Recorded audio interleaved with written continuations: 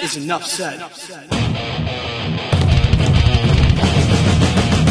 What up, Heat Nation? Your boy Ernest here, back with another Miami Heat Talk video. Video number 2 of the day. We're gonna do this a little more chill, relaxed, make this video a little quick. Appreciate you guys' support. Now let's go on another Miami Heat Talk adventure. Now, did post another video earlier today. If you haven't seen it, check that one out. We talked about Kevin Durant, the possibility if the Heat should be giving Kevin Durant an extension after possibly trading for him. Now, there's no breaking updates with the Kevin Durant trade. We're still in a holding pattern. Right now, you guys, there's basically reports that Kevin Durant and his agent, Rich Klein, they're working with the Phoenix Suns to find the best trade, not just for Phoenix, but for Kevin Durant.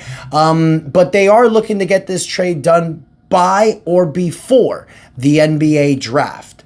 Now, one thing I'm noticing, you guys, the reason why I always felt the Heat were a good trade partner for Kevin Durant was because a lot of these teams that are vying for Kevin Durant, like the San Antonio Spurs, the Houston Rockets, and the Minnesota Timberwolves, New York Knicks, two of those teams like Houston and San Antonio that have way better assets than Miami, I always felt that they were going to kind of hold off waiting to see what Giannis Antetokounmpo does. However, it was reported recently that Giannis might wait until deep into free agency period, probably the end of July or August. So it might be the same situation as the Damian Lillard trade a few years ago where Giannis doesn't get moved quickly. Giannis wants to see what the landscape offers. He wants to see what other teams do.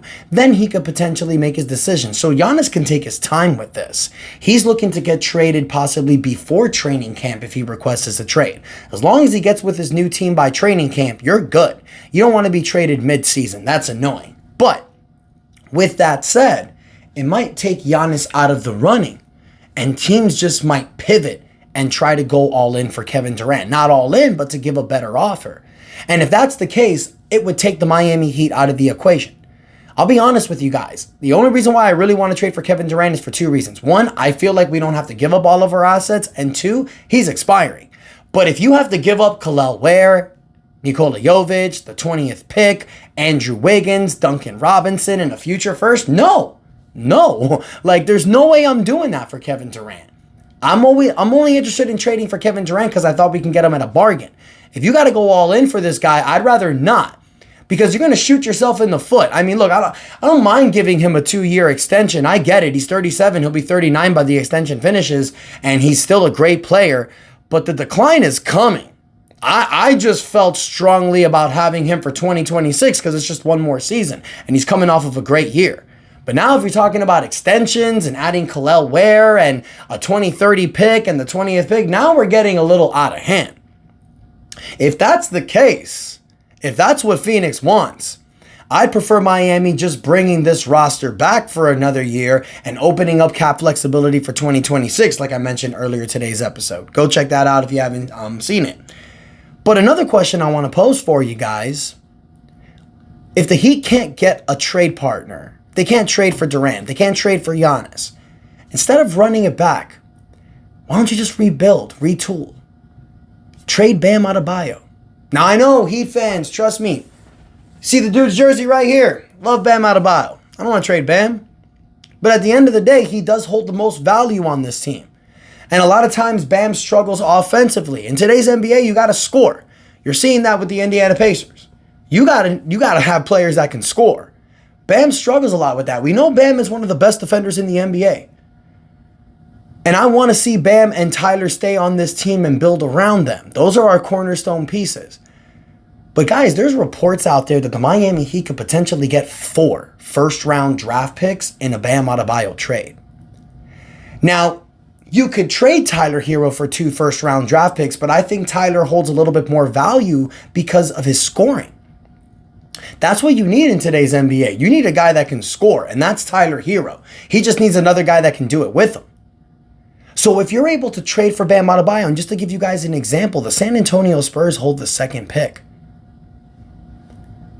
I would be so willing to trade Bam Adebayo to San Antonio for the 2nd pick.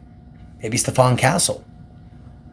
I mean, who knows, you guys? But look, if you put Bam Adebayo in the San Antonio Spurs with De'Aaron Fox and Wemby, they're going to be one of the best teams in the Western Conference next year. Bam Adebayo would be the perfect piece next to Victor Wembanyama. And let's not forget the fact that De'Aaron Fox and Bam Adebayo played college together, have a great relationship. Texas also has no state income tax, kind of like Bam has here in Florida. And if you're able to get that second pick, you can get Derek Harper. Now you can build a new franchise with Tyler Hero and Derek Harper. And you can build around Kel'el Ware. You can have Davion Mitchell coming off your bench. You can keep Nikola Jovic. You can develop Jaime Jaquez. You can get rid of Terry Rozier, Duncan Robinson, Andrew Wiggins. His player option is after next season. He can opt out of that. Now you can have so much money and cap flexibility. You can have Tyler Hero and Derek Harper and Kel'el Ware to build around. And now you can sell a superstar. And you can maybe clear money for 2 max slots. Maybe a max slot and a highly paid player. So the question for you guys, should the Miami Heat look to move Bam Adebayo if they're unable to make a trade for a third star to put next to Bam and Tyler? And the only reason why I mentioned Bam, you guys, is because between Bam and Tyler, you can probably get the more draft picks for Bam Adebayo. And right now in today's NBA, first round draft picks are definitely beneficial. So Heat Nation, I want to hear from you. Let me know your guys' thoughts in the comments. Don't forget to like, share, subscribe. I'm really interested in hearing what you guys have to say. I love Bam. I don't want to trade him. But we have to think about the team. That's what it is. Thank you guys so much for the continued support. Until next time, your boy Ernest out. And that is enough said.